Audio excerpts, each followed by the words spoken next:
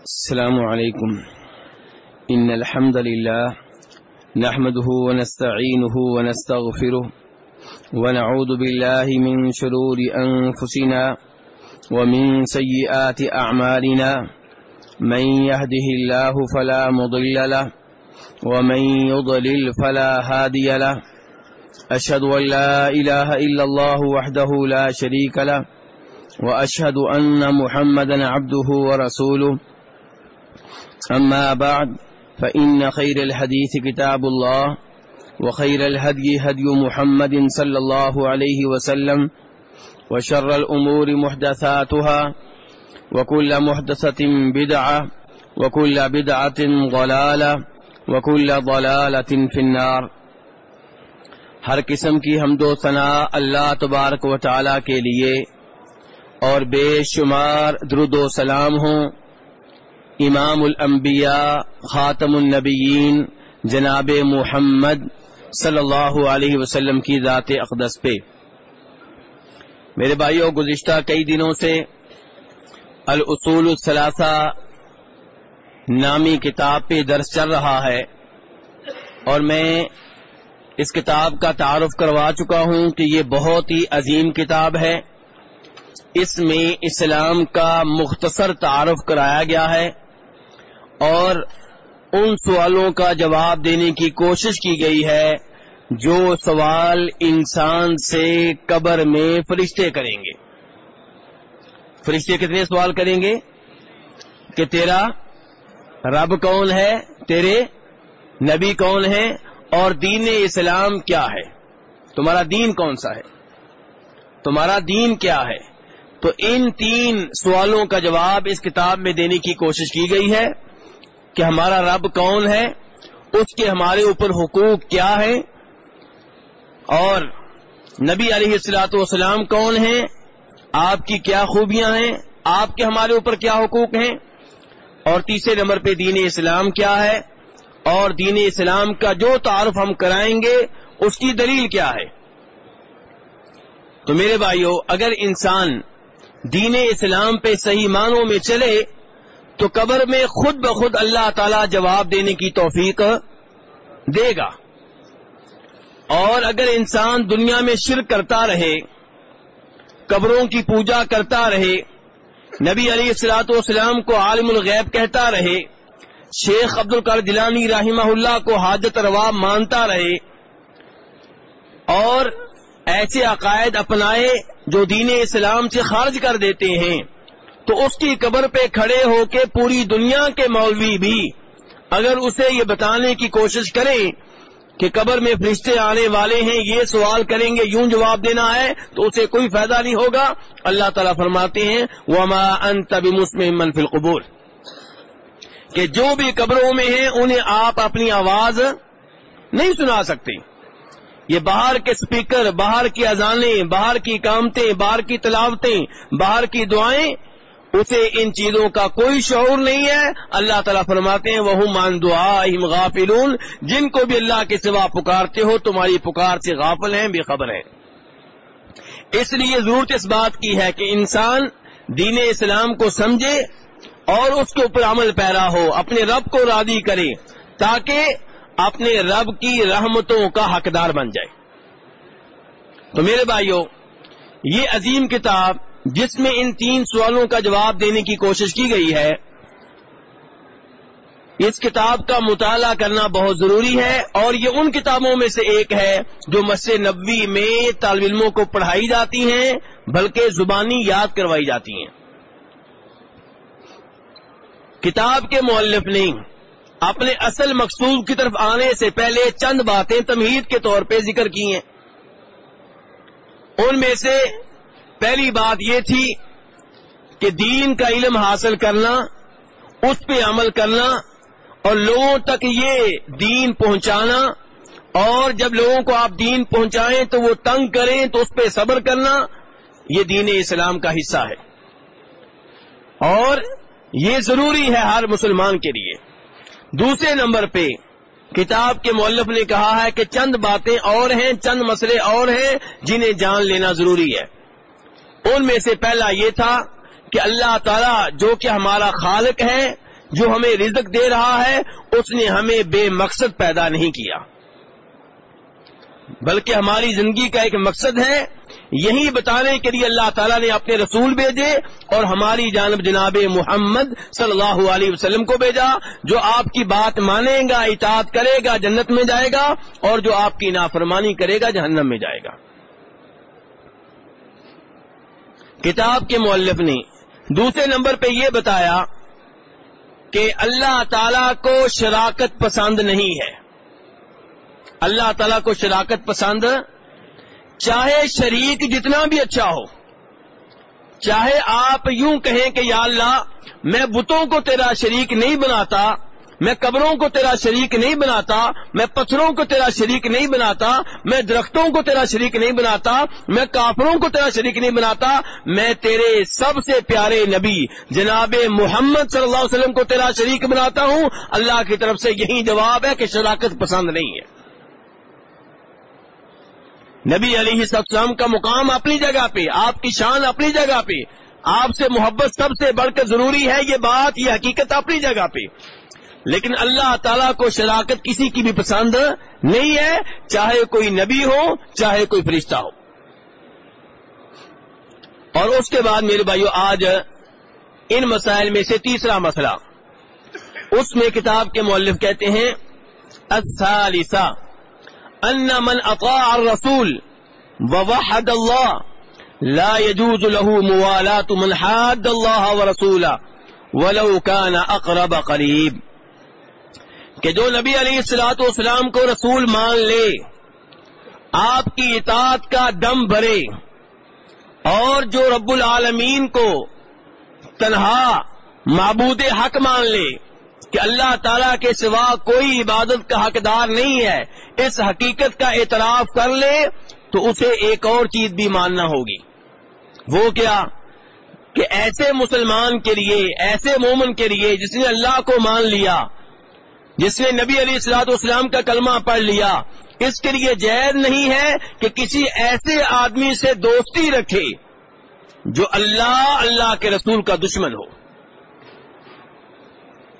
اللہ کے رسول علیہ السلام کے دشمنوں سے دوستی رکھنا، محبت رکھنا جائز نہیں ہے، چاہے وہ شخص جو اللہ کے رسول کا دشمن ہے، مخالف ہے، چاہے سگا باپ ہو یا سگا بھائی ہو یا بیٹا ہو یا بیگم ہو، جتنی بھی زیادہ قرابت ہو، لیکن ایک طرف اللہ کا معاملہ ہے، اللہ کے رسول علیہ السلام کا معاملہ ہے، اور یہ اللہ کے رسول کا دشمن ہے، ان کا مخالف ہے، تو اس لیے اس سے دلی تعلق قائم نہیں کیا جائے گا۔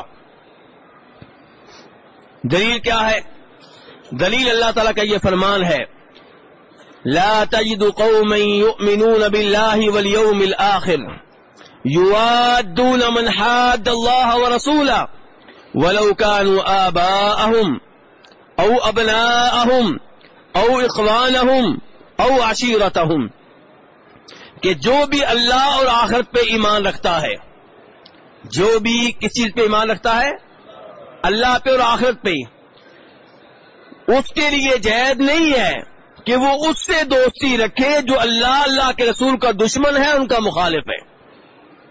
ایمان والے سے یہ امید نہیں کی جا سکتی، آخرت پہ ایمان رکھنے والے سے یہ امید نہیں کی جا سکتی کہ وہ اسے دوست بنائے گا جو اللہ کے رسول علیہ الصلوۃ والسلام کا دشمن ہے۔ میرے بھائیو، یہ آیت دھیان سے توجہ سے سنی جائے۔ آج ہمارا معاملہ بہت عجیب ہے۔ آج اگر انگلینڈ کی کوئی شہزادی فوت ہوتی ہے تو اس کے اوپر مسلمان رو رہے ہوتے ہیں، بھی تجھے کیا ہوا؟ یہ شہزادی فوت ہو گئی ہے، گویا کہ یہ شہزادی تیرے دل میں رہتی تھی، تجھے اس سے دلی محبت تھی۔ وہ کافر، اللہ کی منکر، اللہ کے رسول علیہ السلام کے منکر، تو اس پہ روتا ہے۔ کوئی انڈین اداکار فوت ہو جائے، کوئی کھلاڑی کافر فوت ہو جائے، مسلمان اس پہ رو رہا ہے، کیوں بھائی؟ کس لیے؟ تیرے دل میں اس کی محبت کیوں ہے؟ میرے بھائیوں، موضوع کو ابھی آگے چل کے تفصیل سے بیان کرتا ہوں۔ ایک ہے کافروں سے اچھا سلوک کرنا، کافروں سے اخلاق کے ساتھ پیش آنا، کافر سے تعاون کرنا، وہ کافر جو مسلمانوں پہ ظلم نہ کرے، مسلمانوں پہ تلوار نہ چلائے، شریعت کہتی ہے کہ آپ اس سے تعاون کر سکتے ہیں، اخلاق سے پیش آ سکتے ہیں، اسے قرضہ دے سکتے ہیں، اس کی مدد کر سکتے ہیں، لیکن اس سے بھی دلی تعلق نہیں ہوگا۔ اخلاق سے پیش آنا اور چیز ہے، دلی محبت رکھنا، دلی دوستی رکھنا اور چیز ہے، اس کی اجازت نہیں ہے۔ اور وہ کافر جو مسلمانوں پہ ظلم کرے، مسلمانوں پہ تلواریں چلائے، تو اس کے ساتھ تعاون کرنا بھی جائز نہیں ہے اور دلی محبت رکھنا بھی جائز نہیں ہے۔ تو اللہ تعالیٰ فرما رہے اس آیت میں کہ جو بھی اللہ پہ آخرت پہ ایمان رکھتا ہے اس سے دوستی نہیں رکھنی چاہیے جو اللہ اور اللہ کے رسول علیہ السلام کا دشمن ہو۔ جو اللہ کے رسول کا دشمن ہے، چاہے وہ باپ ہو، چاہے بیٹا ہو، چاہے بھائی ہو، چاہے خاندان کا کوئی فرد ہو۔ اولئک کتب فی قلوبہم الایمان، جو اللہ کے لیے یہ قربانی دیتے ہیں کہ اللہ کی وجہ سے کسی سے محبت کرتے ہیں، اللہ کی وجہ سے کسی سے نفرت رکھتے ہیں، مسلمان سے محبت کرتے ہیں اس لیے کہ اللہ پہ ایمان لانے والا ہے، مسلمان سے محبت کرتے ہیں اس لیے کہ نبی علیہ الصلوۃ والسلام کو ماننے والا ہے، مسلمان سے محبت کرتے ہیں اس لیے کہ قرآن پاک پہ عمل کرنے والا ہے۔ ہو سکتا ہے کہ ذاتی طور پہ بنتی نہ ہو سکتا ہے خاندانی طور پہ اس سے تعلقات خراب ہو سکتا ہے محلے داری کے لحاظ سے اس سے تعلقات خراب ہوں، لیکن چونکہ وہ مومن ہے اس لیے ہم اس سے محبت رکھیں گے اللہ کی وجہ سے۔ دوسری طرف کافر ہے، اللہ کے رسول علیہ السلام کو نہیں مانتا، اللہ کے ساتھ اوروں کو شریک کرتا ہے، اللہ کے ساتھ قبر والوں کو شریک کرتا ہے، اللہ کے علاوہ قبر والوں کو مشکل کشا، حاجت روا، غوث آدم، دستگیر داتا سمجھتا ہے، تو اس سے دلی تعلق نہیں رکھا جائے گا، اس سے دلی تعلق نہیں رکھا جائے گا۔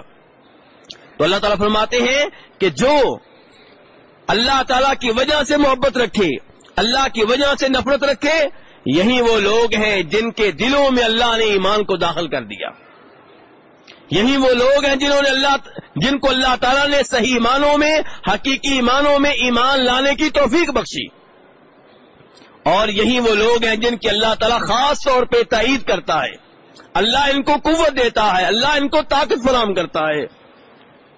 وَيُدْخِلُهُمْ جَنَّاتٍ تَجْرِي مِن تَحْتِهَا الْأَنْهَارُ، یہی وہ لوگ ہیں جنہیں اللہ تعالیٰ اپنی جنت میں داخل کرے گا، وہاں پہ ہمیشہ ہمیشہ رہیں گے۔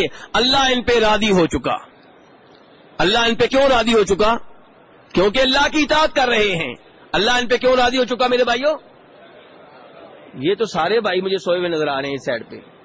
حاجی صاحب، اللہ ان پہ کیوں راضی ہو چکا؟ کیونکہ اللہ کی اطاعت کر رہے ہیں۔ کس معاملے میں؟ اللہ نے کہا کہ میرے ماننے والوں سے محبت رکھی جائے، یہ اللہ کو ماننے والوں سے محبت رکھتے ہیں، چاہے وہ اپنے ملک کا نہ ہو، چاہے اپنی برادری کا نہ ہو، چاہے اپنے شہر کا نہ ہو، چاہے اپنے محلے میں رہنے والا نہ ہو۔ اور دوسری طرف جو اللہ کے رسول کو دشمن ہو اس سے نفرت رکھتے ہیں، چاہے اپنی برادری کا ہو، چاہے اپنا رشتہ دار ہو، چاہے اپنے ملک کا ہو، چاہے اپنے شہر کا ہو، چاہے اپنے محلے کا ہو۔ جنہوں نے یہ قربانی دی، جنہوں نے اس قدر اللہ کی اطاعت کی، جنہوں نے اس قدر اللہ کے احکامات کی تعمیل کی، رضی اللہ عنہم، اللہ ان پہ راضی ہو چکا۔ ورضوا عنہ، وہ بھی اللہ پہ راضی ہیں۔ کیوں؟ کیونکہ اللہ انہیں جنت دینے والا ہے۔ اولئک حزب اللہ، فرمایا یہ ہے اللہ کی جماعت جو اللہ کے آرڈر مانیں، اللہ کی مرضی پہ چلیں، اللہ کی خاطر ان لوگوں سے دشمنی مول لیں جو اللہ کے رسول کے دشمن ہوں، چاہے رشتہ دار ہوں، چاہے اپنے ملک میں رہنے والے ہوں، چاہے اپنے شہر میں رہنے والے ہوں۔ یہ وہ لوگ ہیں جو اللہ کی جماعت ہیں۔ الا ان حزب اللہ هم المفلحون، اور کامیابی انہی کو ملتی ہے جو اللہ کی جماعت میں سے ہوتے ہیں۔ میرے بھائیوں، یہ بڑا اہم سبق ہے جو کتاب کے مؤلف نے مجھے اور آپ کو دیا ہے کہ اللہ کی وجہ سے دوستی رکھنا، محبت رکھنا، اور اللہ کی وجہ سے نفرت کرنا اور دشمنی رکھنا۔ اللہ تعالیٰ فرماتے ہیں سورۃ الممتحنہ میں 28ویں پارے میں، یا ایھا الذین آمنوا لا تتخذوا عدوی وعدوکم اولیاء، اے ایمان والو جو میرے دشمن ہیں تمہارے دشمن ہیں انہیں دوست نہ بناؤ، جو میرے اور تمہارے دشمن ہیں انہیں دوست نہ بناؤ، تلقون الیہم بالمودہ، تم انہیں دوستی کے پیغام بھیجتے ہو،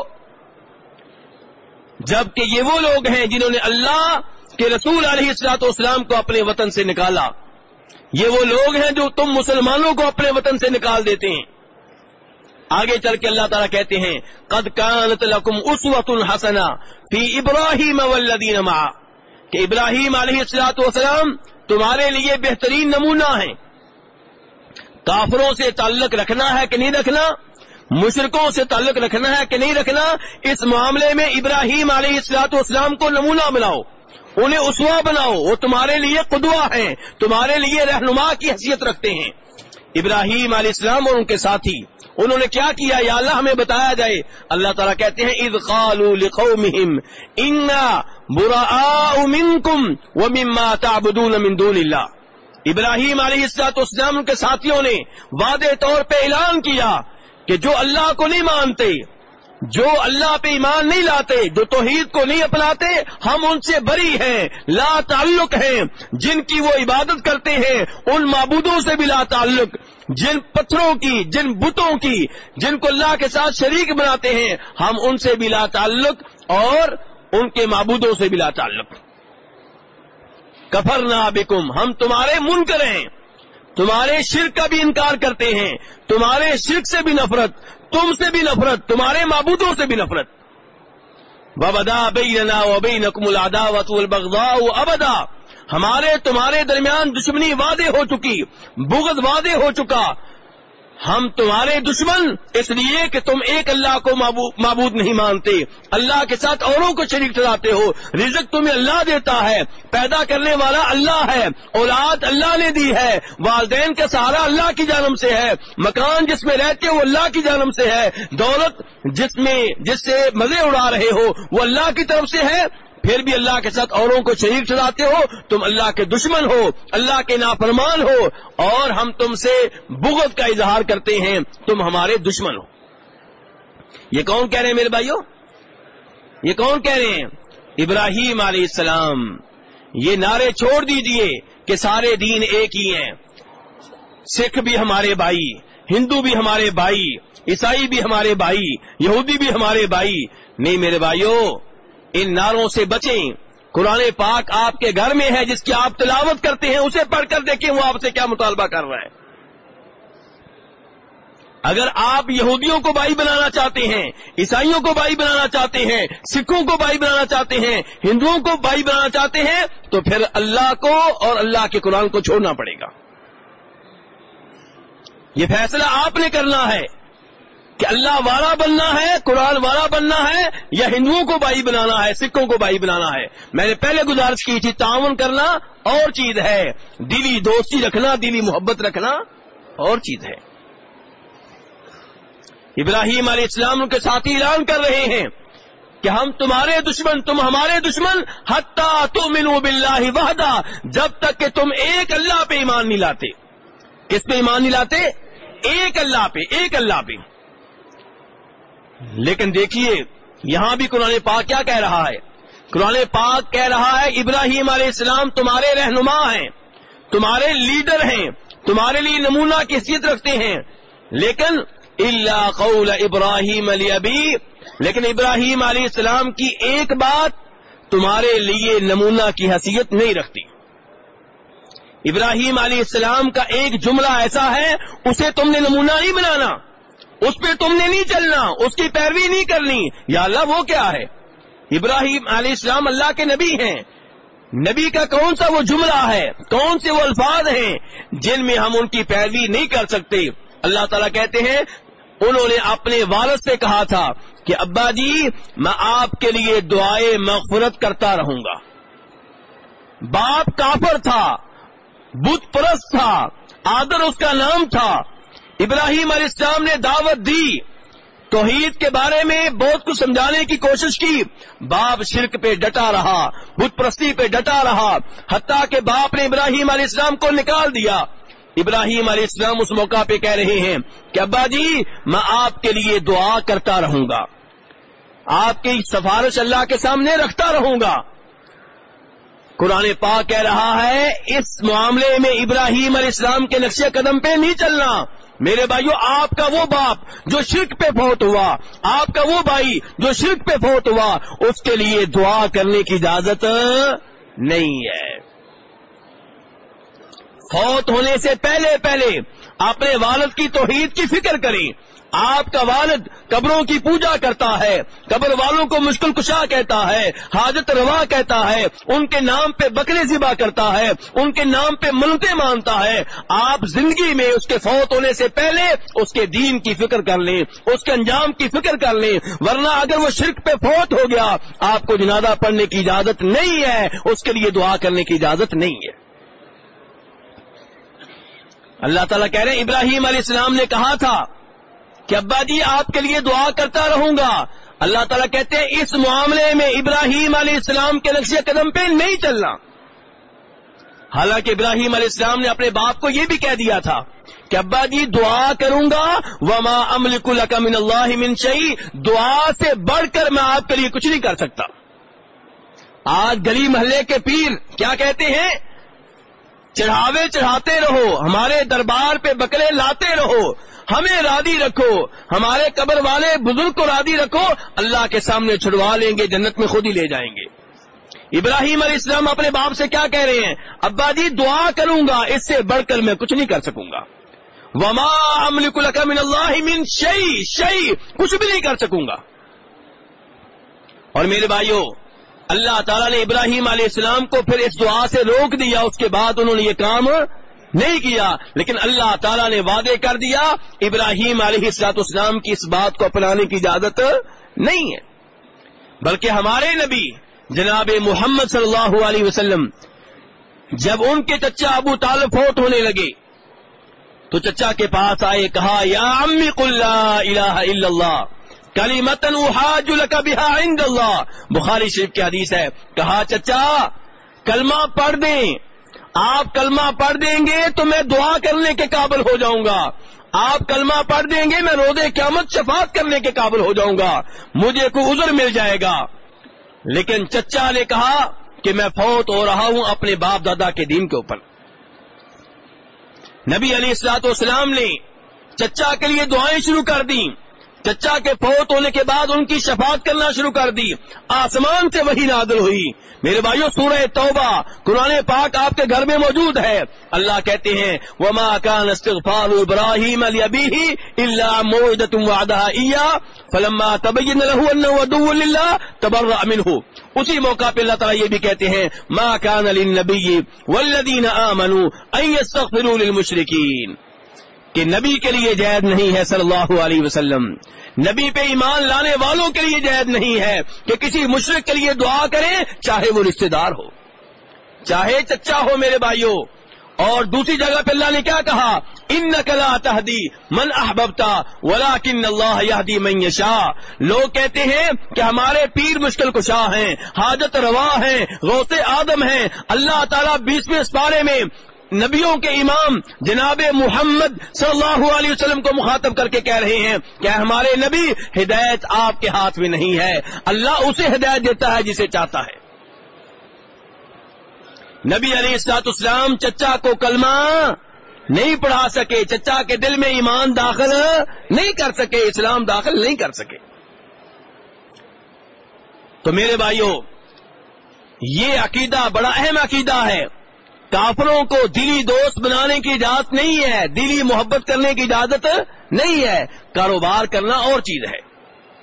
نبی علیہ السلام نے یہودیوں کے ساتھ معاہدے کیے، آپ جب فوت ہوئے آپ کی زرہ اس وقت بھی یہودیوں کے پاس بطور گروی رکھی ہوئی تھی کہ آپ نے ان سے آٹا لیا تھا۔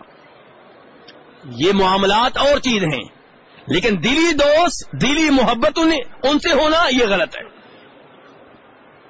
اللہ تعالیٰ اسی صورت میں آگے چل کے کہتے ہیں سورہ ممتحنہ میں کہ لا ينهاكم الله عن الذين لم يقاتلوكم في الدين ولم يخرجوكم من دياركم ان تبروهم وتقسطوا اليهم ان الله يحب المقسطين، کہ وہ کافر جو مسلمانوں پہ تلواریں نہیں چلاتے، مسلمانوں سے لڑتے نہیں ہیں، مسلمانوں کو ان کے ملک سے نکالتے نہیں ہیں، اللہ تعالی تمہیں ان کے ساتھ تعاون کرنے سے نہیں روکتا.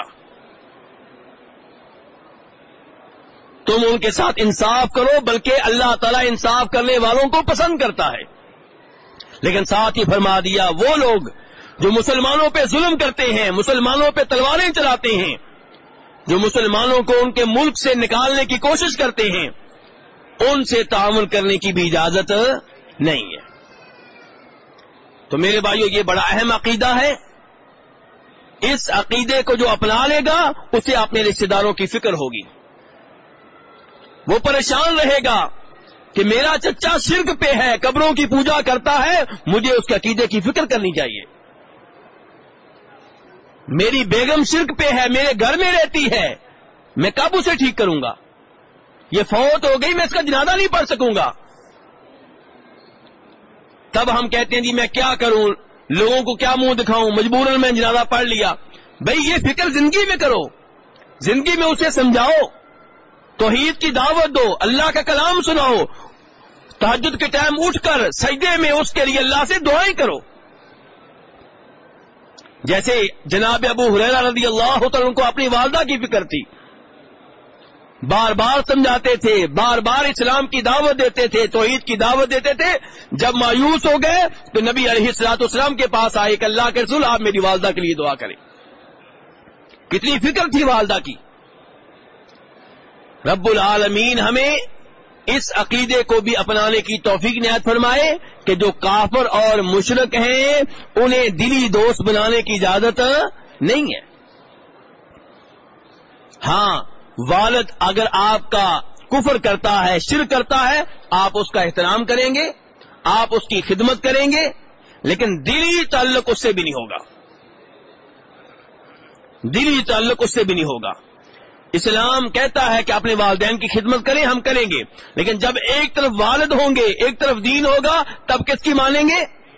دین کی مانیں گے. نماز کا جب ٹائم ہو جائے گا، یہ والد کہتا ہے کہ بیٹا نہیں، نماز کے لیے نہیں جانا، تب ہم کہیں گے ابا جی اب میرا خالق مجھے بلا رہا ہے، اب میرا رب بلا رہا ہے. جس رب نے مجھے کہا ہے کہ میں آپ کی باتیں مانوں، آپ کی خدمت کروں، آپ سے حسن سلوک کروں، وہی رب اب مجھے بلا رہا ہے، اب مجھے اجازت دیجیے. رب العالمین ہم سب کو توحید و سنت کے مطابق اپنے عقائد بنانے کی توفیق عنایت فرمائے. اب میرے بھائیوں میں آپ کے سوالوں کی جانب آتا ہوں.